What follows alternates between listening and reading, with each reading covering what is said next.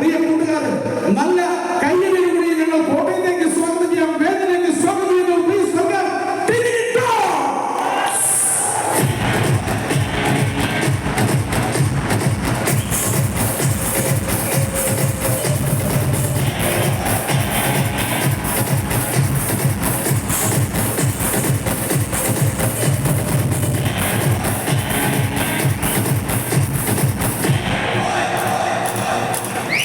നമസ്കാരം.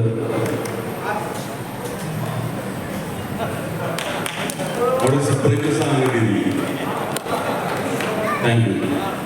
രണ്ടാം പിണറായി സർക്കാരിന്റെ 4ാം വർഷ ആഘോഷത്തോടനുബന്ധിച്ച് ഇവിടെ ഒരു കലാസംഗമം തന്നെയാണ് നടക്കുന്നത്. ഇന്ന് ഞാനിവിടെ വരുമെന്ന് പറഞ്ഞിട്ടുണ്ടായിരുന്നില്ല, അനൗൺസ് ചെയ്യാൻ പറ്റിയില്ല. പക്ഷെ ഈ മുന്നിൽ നിന്ന് വീഡിയോ എടുക്കുന്ന ഒരാളാണ് എൻ്റെ മോഡറേറ്റർ മിസ്റ്റർ അലക്സ്. അദ്ദേഹം ഒരാൾ കാരണമാണ് ഞാനിവിടെ എത്താനുള്ളൊരു പ്രധാന കാരണം. അപ്പൊ അദ്ദേഹത്തിന് കൈയടിക്കും. ശരിയത് ആഗ്രഹിക്കുന്നു.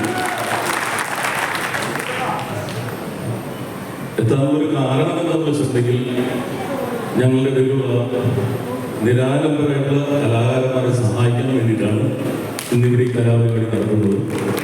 അപ്പോൾ വേണമെങ്കിൽ ഒരു ഷൂട്ടിംഗ് എന്ന് പറഞ്ഞ് ഈ പരിപാടികളിൽ ഒഴിവാക്കാം. പക്ഷേ എൻ്റെ വീട്, എൻ്റെ കാറ്, എൻ്റെ ഭാഗ്യം, എൻ്റെ സ്ഥലം എന്ന് പറഞ്ഞല്ല നമ്മളൊക്കെ ജീവിക്കുന്നത്. കാരണം അമ്പലപ്പറമ്പിൽ നിന്നും പള്ളിപ്പറമ്പിൽ നിന്നും കയ്യടി കിട്ടിയാണ് ഇപ്പോൾ ഈ വലിയ സ്ക്രീനിലേക്ക് എത്തിയിരിക്കുന്നത്. അതുകൊണ്ട് തീർച്ചയായും നമ്മുടെ സഹോദരങ്ങൾക്ക് വേണ്ടിയുള്ള പരിപാടിയിൽ പങ്കെടുക്കുക എന്നുള്ളത് എൻ്റെ ഉത്തരവാദിത്തമാണ്. ഇവിടെ വന്നപ്പോൾ വളരെ മനോഹരമായിട്ടുള്ള സ്റ്റേജാണ്, വളരെ മനോഹരമായിട്ടുള്ള എക്സിബിഷനാണ് ഇവിടെ സംഘടിപ്പിച്ചിരിക്കുന്നത്. കഴിഞ്ഞ വർഷം വൻ വിജയമായിരുന്നു. അതിനെ തുടർന്നുള്ള വർഷങ്ങൾ, ഇനിയും വരാൻ പോകുന്ന ആഘോഷങ്ങൾക്കും എല്ലാവിധ ഇതിൻ്റെ സംഘാടകരുടെ പ്രത്യേക അഭിനന്ദനം അറിയിക്കുന്നു. കാരണം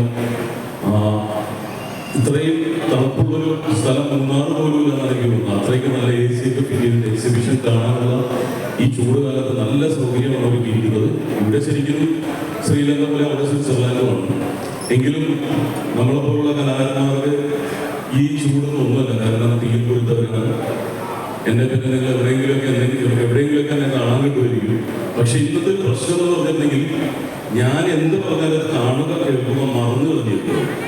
കാരണം നമ്മൾ പറയുന്ന തമാശകളെല്ലാം നമ്മുടെ പ്രസ്താവനകളായി മാറും. കഴിഞ്ഞൊരു ദിവസം നിങ്ങളൊക്കെ അറിയാൻ പറ്റില്ല, ഞാൻ അനുകരിക്കുന്ന ചില താരങ്ങൾ അനുകരിക്കാൻ പറയുമ്പോൾ അവസാനം പേര് വരുമ്പോൾ ഇനിയിട്ടോ ഇന്ന വ്യക്തിയെ ട്രോളി എന്നൊക്കെ പറഞ്ഞിട്ട് നമ്മളെ ഇറക്കാം. അപ്പം അതുകൊണ്ട് ഞാൻ പറയുന്നത് കേൾക്കുക, മറന്നു കളഞ്ഞേക്കുക. തമാശകൾ ഇന്ന് പൊളിറ്റിക്കൽ കറക്റ്റ്നെസ്സിന്റെ ഭാഗമായി മാറിയിരിക്കുകയാണ്.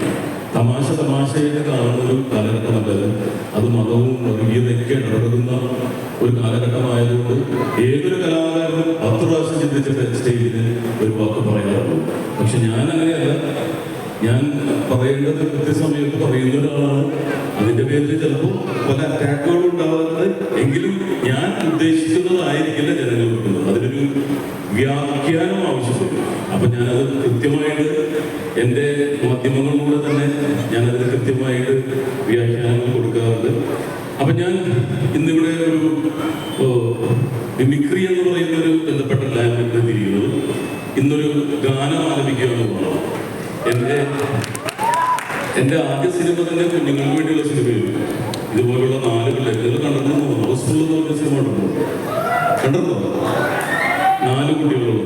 ഞാൻ പുറകിലൊരു ഫാമിലി ഉണ്ടാവുന്നത് 4 കുട്ടികളാണ്. നിങ്ങൾ എത്ര മക്കളാണ് ഫ്രണ്ടിലിരിക്കുന്നത്? മോൾ എത്ര? 2. മോൻ്റെ വീട്ടിൽ എത്ര ഉണ്ട്? 1.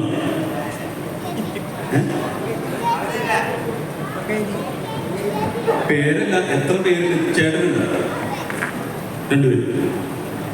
ഒരാളുള്ളൂ. ചെറിയ ഫാക്ടറിയാണ്, പ്രൊഡക്ഷൻ പോവാം. അപ്പൊ ഇന്നെന്ന് പറയുന്നുണ്ടെങ്കിൽ 1 or 2 കുഞ്ഞുങ്ങളൊക്കെ എല്ലാ വീട്ടിലും. അപ്പൊ എനിക്കൊരു ഭാഗ്യം കിട്ടിയത് 4 കുട്ടികളുള്ള ഒരു ഫാമിലി കാണാൻ സാധിച്ചു.